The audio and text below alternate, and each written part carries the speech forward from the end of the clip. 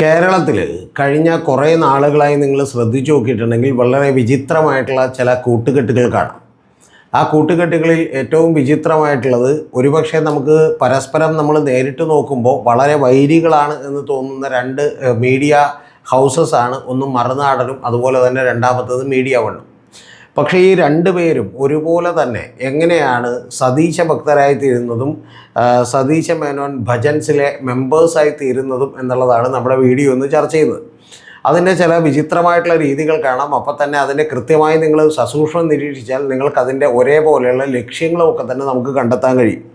അതിലേറ്റവും പ്രധാനപ്പെട്ടൊരു കാര്യമെന്ന് പറയുന്നത്, ഈ കഴിഞ്ഞ ദിവസങ്ങളിൽ നമ്മുടെ ബിന്ദു കൃഷ്ണ പോയിട്ട് വെള്ളാപ്പള്ളി നടേശനെ കണ്ടൊരു അനുഗ്രഹം മേടിച്ചിരുന്നു.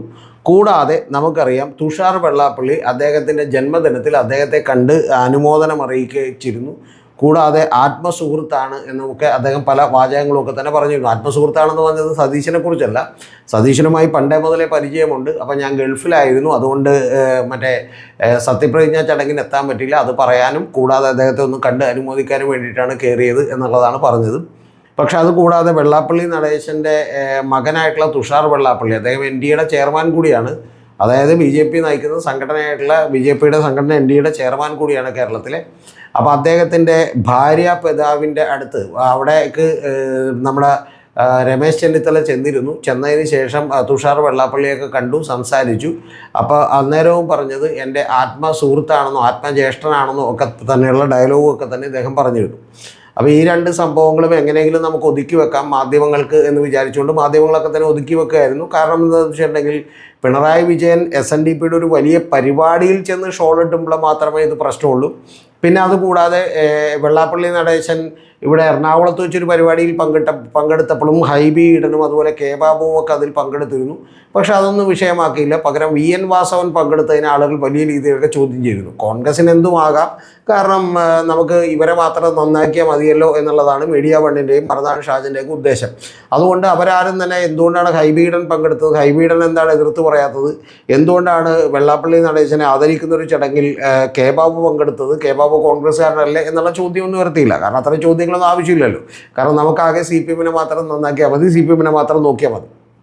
കൂടാതെ ഒരു 2-3 കൊല്ലങ്ങളായിട്ടൊക്കെ തന്നെ ഈ നമ്മുടെ വെള്ളാപ്പള്ളി നടേശൻ ചില പ്രസ്താവനകളൊക്കെ നടത്തുന്നതിന് മുമ്പ് തന്നെ നമ്മുടെ അജിംസും അതുപോലെ തന്നെ സീതാവീതും ഒക്കെ തന്നെ ഇരുന്ന് ഇടത് ഹിന്ദുത്വ എന്നൊക്കെ പറയുകയും യഥാർത്ഥത്തിൽ ഇടത് ഹിന്ദുത്വയുടെ ആളാക്കി M സ്വരാജിനെ പോലും മാറ്റുകയും ചെയ്തിട്ടുള്ള കടുങ്കൈ ചെയ്യാൻ പോലും ഒരു മടിച്ചില്ല എന്നുള്ളതൊക്കെ നമ്മൾ ആലോചിക്കും. അപ്പോൾ അങ്ങനെയൊക്കെ നിൽക്കുന്ന ഘട്ടത്തിലാണ് ഈ പറയുന്ന പുതിയ ഗവൺമെൻറ് അധികാരത്തിലേക്കും ബിന്ദു കൃഷ്ണ പോയി തല കുരിച്ചുകൊണ്ട് ഒരു ആശീർവാദം മേടിക്കുകയൊക്കെ ചെയ്തത്. അതിലൊന്നും ഇപ്പോൾ വലിയ തെറ്റൊന്നും കാണാനില്ല. അതിനെക്കുറിച്ച് ഞാൻ കഴിഞ്ഞ ദിവസം തന്നെ പറഞ്ഞിരുന്നു. പക്ഷേ പ്രധാനപ്പെട്ട ഒരു കാര്യം എന്ന് പറയുന്നത്, ഇവർ പറയുന്നത് യഥാർത്ഥത്തിൽ ഇങ്ങനെ ഇതിൽ ആകെ VD സതീശൻ, അജിംസ് കണ്ടെത്തിയിട്ടുള്ള ഒരു കാര്യം എന്ന് പറയുന്നത് VD സതീശന് മാത്രമേ ഇതിനകത്ത് പുരോഗമനപരമായിട്ടുള്ള ഒരു നിലപാടുള്ളൂ. അല്ലാതെ വേറെ ആർക്കും തന്നെ ഈ മന്ത്രിസഭയിൽ ഒരാൾക്കും തന്നെ അങ്ങനെ പുരോഗമനപരമായിട്ടുള്ള നിലപാടില്ല. അതുകൊണ്ട് തന്നെ നമ്മൾ ഈ ബിന്ദു കൃഷ്ണയിൽ നിന്നൊന്നും ഇതൊന്നും പ്രതീക്ഷിക്കേണ്ടതില്ല എന്നുള്ളതാണ്. പിന്നെ ഈ പുരോഗമനപരമായിട്ടുള്ള ഇങ്ങനെ സമുദായ നേതാക്കന്മാരുടെ തിണ്ണനിറങ്ങാൻ പോകാത്ത ഒരു നേതാവ് എന്ന് പറയുന്ന, അല്ലെങ്കിൽ അങ്ങനെ കോൺഗ്രസ് ഒക്കെ പെരുമാറുമെന്ന് ആളുകൾ വിചാരിക്കുന്നതിൻ്റെ കാരണം തന്നെ അജിംസ് പറയുന്നത് ഇത് യഥാർത്ഥത്തിൽ VD സതീശൻ നയിക്കുന്നത് കൊണ്ടാണ് എന്നാണ് പറയുന്നത്. പക്ഷേ VD സതീശൻ മറ്റേ ബിഷപ്പുമാരെ പോയി കാണുന്നുണ്ട്, പാണക്കാട് പോയി കാണുന്നുണ്ട്, സമസ്തയുടെ നേതാക്കളെ പോയി കാണുന്നുണ്ട്. പക്ഷെ അതെല്ലാം നിങ്ങൾ മനസ്സിലാക്കണം, അതൊന്നും തിണ്ണനിറങ്ങലല്ല, കൂടിക്കാഴ്ചകൾ മാത്രമാണ്. അല്ലെങ്കിൽ പാണക്കാട് തങ്ങളെ പോയി കാണുന്നതിന് കുഴപ്പമില്ല, കാരണം ഘടകകക്ഷിയാണ്. പക്ഷേ ബാക്കിയുള്ളതൊക്കെ തന്നെ ബിഷപ്പുമാരെയൊക്കെ പോയി കാണുന്നത് ജസ്റ്റ് കൂടിക്കാഴ്ചയാണ്, അതൊന്നും തിണ്ണനിറങ്ങലല്ല. പക്ഷേ ഇവർ പോയി തലകുനിച്ചു കൊടുത്തത് വളരെ മോശമായിപ്പോയി. അപ്പം എല്ലാ കോൺഗ്രസ്സുകാർക്കും ആ നിലപാടില്ല എന്നുള്ളതാണ് പറയുന്നത്. എന്ന് പറഞ്ഞാൽ ആ സന്ദർഭത്തിൽ പോലും അതിൻ്റെ മന്ത്രിസഭയിലൊരു മന്ത്രി ഇങ്ങനെ പറഞ്ഞു, അതിനോടൊരു വിമർശനമുണ്ടോ, നിങ്ങൾക്ക് ചോദ്യമുണ്ടോ, നിങ്ങളുടെ നിലപാടെന്താണ് സതീശ എന്ന് ചോദിക്കാൻ പോലും ഇവർ തയ്യാറാകുന്നില്ല എന്ന് മാത്രമല്ല, യഥാർത്ഥത്തിൽ സതീശനായതുകൊണ്ടാണ് ജനങ്ങൾക്ക് ഈ പ്രതീക്ഷ എന്നുള്ളത് പറഞ്ഞ് സതീശനെ സൂചിപ്പിച്ചുകൊണ്ടിരിക്കുകയാണ്. ശരിക്കും പറഞ്ഞിട്ടുണ്ടെങ്കിൽ സതീശൻ്റെ ഭജന സംഘമായി ഇവർ മാറിക്കൊണ്ടിരിക്കുകയാണ്. ഇനി അടുത്ത പ്രധാനപ്പെട്ട കാര്യം എന്ന് പറയുന്നത് നിഷാദ് റാവുത്തറുടെയാണ്. അത് നിഷാദ് റാവുത്തർ ഒരു പടിയും കൂടി കടന്ന് നിഷാദ് റാവുത്തർ പറയുന്നത് മറ്റേ രമേശ് ചെന്നിത്തല ഇതുപോലെ പോയി കണ്ടു, അതിലൊന്നും കാര്യമില്ല. കാരണം രമേശ് ചെന്നിത്തലക്കൊന്നും മനസ്സിലാവുന്നില്ല കേരളത്തിലെ രാഷ്ട്രീയം എന്താണെന്ന്. കാരണം SNDPയുടെ വെള്ളാപ്പള്ളി നടേശൻ്റെയൊക്കെ പിന്തുണയില്ലെങ്കിൽ എന്തോ തെരഞ്ഞെടുപ്പിൽ ജയിക്കാൻ പറ്റില്ല എന്നാണ് വിചാരിച്ചിരിക്കുന്നത്. എന്തൊരു അസംബന്ധമാണ്. അങ്ങനെയൊക്കെ വിചാരിക്കുന്ന ഒരു പഴയ കോൺഗ്രസ്സുകാരനാണ് രമേശ് ചെന്നിത്തല. പുതിയ കാലത്തെക്കുറിച്ച് പുതിയ ചിന്തകളെക്കുറിച്ചൊന്നും അറിയില്ല എന്നാണ്. യഥാർത്ഥത്തിൽ രമേശ് ചെന്നിത്തലയ്ക്ക് ഒരു കാര്യം മനസ്സിലാക്കണം, ഇനിയിപ്പോൾ വെള്ളാപ്പള്ളി നടേശൻ്റെയോ സുകുമാരൻ നായരുടെയോ ഒന്നും പിന്തുണയുടെ ആവശ്യമില്ല. പകരം ജമാഅത്തെ ഇസ്ലാമിയുടെ ഒരൊറ്റ ആളുകളുടെ പിന്തുണയും മീഡിയ വണ്ണിൻ്റെ പിന്തുണയും അവരുടെ ഔട്ട് ഓഫ് ഫോക്കസ് ചർച്ചയിൽ താങ്കളെ പുകഴ്ത്തിയാലും മതി. പക്ഷേ താങ്കൾ അതിന് മുതിരാത്തത് കൊണ്ട് താങ്കളെ അവരെ ആഭ്യന്തരമന്ത്രി സ്ഥാനം ഏറ്റെടുത്ത് തന്നെ ശരിയായില്ല എന്നാണ് പറഞ്ഞുകൊണ്ടിരുന്നത്. അപ്പോൾ അതേപോലെയുള്ള വെറും ഒരു വിവരമില്ലാത്ത കോൺഗ്രസ്സുകാരനാണ് എന്നാണ് പറഞ്ഞുകൊണ്ടിരിക്കുന്നത്. യഥാർത്ഥത്തിൽ രമേശ് ചെന്നിത്തലയ്ക്ക് പണ്ട് മുതലേ അവിടെ SNDPയുടെ പിന്തുണ രമേശ് ചെന്നിത്തലയ്ക്ക് തന്നെയാണ് കിട്ടുന്നത്. ഇനി അതൊക്കെ അവിടെ നിൽക്കട്ടെ, പക്ഷേ ഇവരുടെ പിന്തുണ മതി എന്നുള്ളതാണ് ഇവർ പറഞ്ഞത്. അപ്പോൾ അങ്ങനെ അജിംസും അതുപോലെ തന്നെ സി ദാവീദും ഇവരൊക്കെ ഇരുന്ന് സതീശൻ്റെ സ്തുതികൾ പുകഴ്ത്തിക്കൊണ്ടിരിക്കുകയാണ്, ഭജന സംഘമായി മാറിക്കൊണ്ടിരിക്കുകയാണ്. ഇത് നമുക്ക് മനസ്സിലാക്കാം. പക്ഷെ കാരണം എന്ന് വെച്ചിട്ടുണ്ടെങ്കിൽ അവരുടെ ഐഡിയോകളൊക്കെ തന്നെ അവരുടെ ഐഡിയോളജികൾക്ക് വലിയ എൻഡോഴ്സ്മെൻറ്റ് നൽകിയ ഒരാളാണ് VD സതീശൻ. കാരണം അവരുടെ ഐഡിയോളജി അവരുടെ മതരാഷ്ട്രവാദം അവർ ഉപേക്ഷിച്ചിരിക്കുന്നുവെന്നും ഇപ്പോൾ സി ദാവീദും അതുപോലെ തന്നെ അജിംസും ഒക്കെ നല്ല കുട്ടികളായി മാറിയിരിക്കുന്നു എന്നൊക്കെയുള്ള ഒരു സർട്ടിഫിക്കറ്റ് കൊടുത്താണ്. അതുകൊണ്ട് അത് നമുക്ക് മനസ്സിലാക്കാം. പക്ഷെ നമുക്ക് മനസ്സിലാക്കാൻ കഴിയാത്ത കാര്യം ഇവരുടെ ചിരന്തര വൈരികളായിട്ടുള്ള നമ്മുടെ പ്രിയപ്പെട്ട മറുനാടൻ ഷാജനും ഇതുപോലെ തന്നെ ഭക്തനായി മാറിയിരിക്കുന്നു എന്നുള്ളതാണ്. അപ്പോൾ രണ്ടുപേർക്കും ഒരേ ആളുകൾ എങ്ങനെയാണ് പ്രാർത്ഥിക്കാൻ കഴിയുക, എങ്ങനെയാണ് ഭക്തരായി മാറുക എന്നുള്ളതാണ് നമ്മുടെ ഏറ്റവും വലിയ ചിന്ത എന്ന് പറയുന്നത്. അതിൽ സതീശ് ഇതിൻ്റെ ചില ഉദാഹരണങ്ങൾ കൂടി ഞാൻ പറയാം. മറുനാടൻ ഷാജൻ ഭക്തനായി മാറിയതിൻ്റെ അതിൽ അദ്ദേഹം ഇട്ടേക്കണ കഴിഞ്ഞ തവണത്തെ ഒരു ഹെഡിങ് പൂക്കി മുഖ്യൻ എന്നൊക്കെ പറഞ്ഞൊരു പുകഴ്ത്തലുണ്ടായിരുന്നു. പക്ഷേ ഏറ്റവും ഒടുവിൽ ഇട്ടേക്കണ വീഡിയോ എന്ന് പറയുന്നത് ഈ മുഖ്യമന്ത്രിയെ കൊണ്ട് ഒരു രക്ഷയുമില്ലല്ലോ എന്നുള്ളതാണ്. അതിൻ്റെ പ്രധാനപ്പെട്ട കാരണം പാണക്കാട് തങ്ങളെ കണ്ടതിന് ശേഷം അദ്ദേഹം എത്തിയപ്പോൾ അവിടെ DIG കണ്ണൂരിലെ DIG യതീഷ് ചന്ദ്രയും അതുപോലെ ഉണ്ടായിരുന്നു. യതീഷ് ചന്ദ്ര അപ്പോൾ ഗാർഡ് ഓഫ് ഓണർ സ്വീകരിക്കണമെന്ന് പറഞ്ഞു. അപ്പോൾ കുറേ പോലീസുകാർ ഉച്ചയ്ക്ക് വെയിലത്ത് അവിടെ നിൽക്കുന്നുണ്ടായിരുന്നു.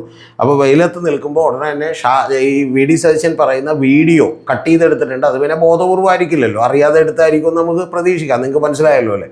അപ്പോൾ അങ്ങനെ എടുത്തിട്ടുണ്ട്. ആ എടുത്തിട്ടുള്ള ഈ VD സതീശൻ പറയുന്നത് ഇത് ഗാർഡ് ഓഫ് ഓണറൊക്കെ എന്തിനാണ്, this has to be finished, ഇത് നിർത്തണം, സ്റ്റോപ്പ് ചെയ്യണം, ഞാനിതൊക്കെ സ്റ്റോപ്പ് ചെയ്യാൻ പോവുകയാണ് എനിവേ. അപ്പോൾ അവർ ആളുകളോടെ നിൽക്കുകയല്ലേ, അതുകൊണ്ട് ഇപ്പോൾ തൽക്കാലം ചെന്നേക്കാം എന്ന് പറഞ്ഞിട്ട് അങ്ങോട്ട് ചെന്നേക്കാണ് എന്ന് പറഞ്ഞിട്ടുണ്ടെങ്കിൽ അങ്ങനെ ഗാർഡ് ഓഫ് ഓണർ അത് ആവശ്യമില്ലാത്ത പരിപാടിയാണ്. സതീശൻ പറഞ്ഞത് കറക്റ്റാണ്. പക്ഷേ ഇതൊക്കെ വളരെ ചെറിയ ചെറിയ കാര്യങ്ങളാണ്. അവിടെ ഇരുന്നൊരു ഓർഡർ ഇട്ടാൽ മതി, അല്ലാതെ ഇവിടെ ഒന്നൊരു നാടകമൊന്നും കളിക്കേണ്ട ആവശ്യമില്ല. ഞാൻ വരുമ്പോഴത്തേക്ക് എനിക്ക് ഗാർഡ് ഓഫ് ഓണർ ഒന്നും വേണ്ട എന്ന് പറഞ്ഞ് അദ്ദേഹം ചെറുതേ ചെന്ന് എന്ത് ചെയ്തു, സല്യൂട്ട് അടിച്ചിട്ട് പോന്നു.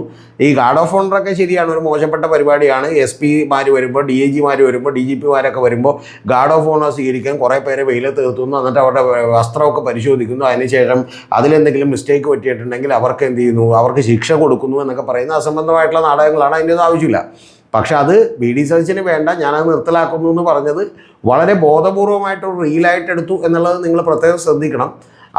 അതായത് വലിയ നേട്ടങ്ങളോ കാര്യങ്ങളോ ഒന്നും അല്ല. ഇത്തരം കാര്യങ്ങളൊക്കെ നമ്മളെപ്പോലെയുള്ള ആളുകളൊക്കെ ഡിസ്കസ് ചെയ്താൽ മതി. എന്നിട്ട് ഭയങ്കരமான ആൾ എന്ന് നമ്മൾ പറയാൻ വേണ്ടിയിട്ടാണ് ഇതൊക്കെ ചെയ്യുന്നത്. പണ്ട് മറ്റേ നമ്മുടെ AK ആൻ്റണി KPCC പ്രസിഡന്റ് സ്ഥാനം രാജിവെച്ചപ്പോൾ എനിക്ക് അന്നേ തോന്നിയ സംശയമാണ്.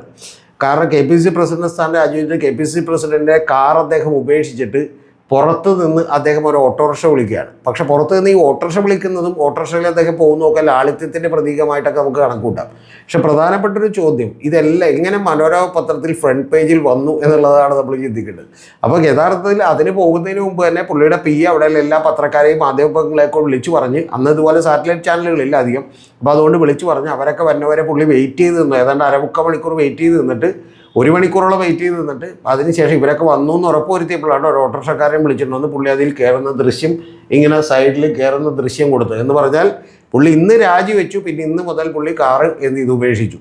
ഇനി ഏറ്റവും വലിയ അടുത്തൊരു കോമഡി ഇവിടെ ഉണ്ട്. പിറ്റേ ദിവസം പുള്ളി ഏതിൽ യാത്ര ചെയ്തു? പിറ്റേ ദിവസം പുള്ളി ഓട്ടോറിക്ഷയിലൊന്നും യാത്ര ചെയ്തിട്ടില്ല കേട്ടോ. പിറ്റേ ദിവസം പുള്ളി കാറിൽ തന്നെ യാത്ര ചെയ്തേക്കണം.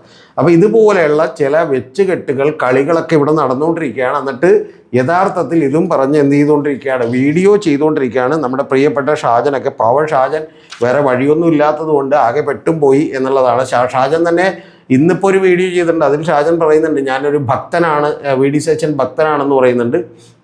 പക്ഷേ ഷാജന് പോലും നിക്കക്കളില്ലാതെ ഇന്ന് ഷാജൻ ചെയ്തേക്കൊണ്ടൊരു വീഡിയോ, പ്രഖ്യാപനങ്ങളിൽ കിടിലൻ പക്ഷേ ഭരണത്തിൽ വട്ടപൂജ്യം എന്ന് പറഞ്ഞുകൊണ്ടാണ് VD സതീശനെ കുറിച്ച് വീഡിയോ ചെയ്തേക്കണം. അത് വളരെ മോശമായി പോയി എന്നുള്ളത് ഞാൻ പറയട്ടെ. കാരണം ഇന്നലെ പുള്ളിനെ പോയിട്ടേ ഉള്ളൂ. നാക്ക് വായിലേക്ക് ഇട്ടിട്ട് ഉടനെ തന്നെ പുള്ളിയെക്കുറിച്ച് ഇത് പറയരുത്. പുള്ളി പറഞ്ഞേക്കണത് പ്രഖ്യാപനങ്ങളിലും ഡയലോഗിലൊക്കെ കുഴപ്പമില്ല, പക്ഷേ കാര്യങ്ങളൊക്കെ ഇപ്പോഴും നടത്തുന്നത് ഇടതുപക്ഷ യൂണിയൻകാരാണ് എന്നുള്ളതാണ് പ്രിയപ്പെട്ട ഷാജൻ്റെ സങ്കടം. അപ്പോൾ ഒരു കാര്യം നമുക്ക് മനസ്സിലാക്കണം, നിങ്ങൾ ഇവിടെ സംഭവിച്ചുകൊണ്ടിരിക്കുന്ന ഏറ്റവും പ്രധാനപ്പെട്ട കാര്യം ജമാഅത്തെ ഇസ്ലാമി ആണെങ്കിലും PFI ആണെങ്കിലും SDPI കാരാണെങ്കിലും അത്തരത്തിലുള്ള ആളുകൾക്കെല്ലാം തന്നെ സതീശൻ നല്ല ആളാകുന്നു എന്ന് പറയുന്നു. അതേസമയം തന്നെ ജമാഅത്തെ ഇസ്ലാമിക്കാർക്കെങ്കിലും ഏറ്റവും കുറഞ്ഞ പക്ഷം നല്ല ആളാകുന്നു, കാരണം അവർ ഓപ്പൺലി തുറന്നു പറഞ്ഞിരിക്കുന്നു. അതേസമയം തന്നെ പ്രോ സംഘപരിവാർ മീഡിയകൾക്കും കൂടി സതീശൻ നല്ലയാളാകുന്നു. ആ പ്രചരണങ്ങൾക്കിടയിൽപ്പെട്ട് വേണം യഥാർത്ഥത്തിൽ എന്തും ഏതുമായിട്ട് കമ്പയർ ചെയ്യാൻ. പിണറായിയുമായിട്ട് കമ്പയർ ചെയ്ത് അദ്ദേഹത്തെ വീണ്ടും അടിച്ചു താഴ്ത്തുന്നു എന്നുള്ളത് നിങ്ങൾ മനസ്സിലാക്കണം. ഇങ്ങനെ യഥാർത്ഥത്തിൽ മൗദൂദികളുടെയും അതായത് സീതാവീദിനെയും മറുനാടൻ ഷാജനെയും ഒരുപോലെ ഭക്തരാക്കുന്ന ഈ പദ്ധതിയുടെ നെറ്റ് എഫക്റ്റ് എന്താണ് എന്ന് ചോദിച്ചാൽ ഇവിടെ മതേതര കക്ഷികൾ ഇല്ലാതാവുകയും യഥാർത്ഥത്തിൽ കോൺഗ്രസും CPM ആദ്യവും പിന്നീട് കോൺഗ്രസും ഒക്കെ ഇല്ലാതാവുകയും കുറേ കഴിയുമ്പോൾ കേരളത്തിൽ പ്രോ സംഘപരിവാറിൻ്റെ സംഘടനകളും BJPയും അതുപോലെ തന്നെ ജമാഅത്തെ ഇസ്ലാമിയും ഒക്കെ മാറുന്ന ഒരു പരിപാടിക്ക് വേണ്ടിയിട്ടുള്ള അശ്രാന്ത പരിശ്രമമാണ് ഇപ്പോൾ നടന്നുകൊണ്ടിരിക്കുന്നത്. കാരണം തൽക്കാലം BJP അധികാരത്തിലെത്തിക്കാൻ ഷാജനൊന്നും കഴിയില്ല എന്നുള്ളത് ഷാജൻ അറിയാം. അതുകൊണ്ട് തന്നെ തൽക്കാലം ജമാഅത്തെ ഇസ്ലാമിക്കാർക്കും വെൽഫെയർ പാർട്ടിക്കൊന്നും അധികാരം പിടിക്കാനുള്ള ഒരു സാധ്യതയില്ലെന്ന് അവർക്കറിയാം. അപ്പോൾ അതുകൊണ്ട് അതിലേക്ക് അവർക്ക് എളുപ്പം എത്താനുള്ള വഴികളിൽ ഏറ്റവും പ്രധാനപ്പെട്ടയാളാണ് VD സതീശൻ എന്നുള്ളത് കൊണ്ടാണ് ഈ പദ്ധതി അനുസ്യൂതം തുടർന്നുകൊണ്ടിരിക്കുന്നത്, ഇനിയും തുടരാൻ പോകുന്നത്.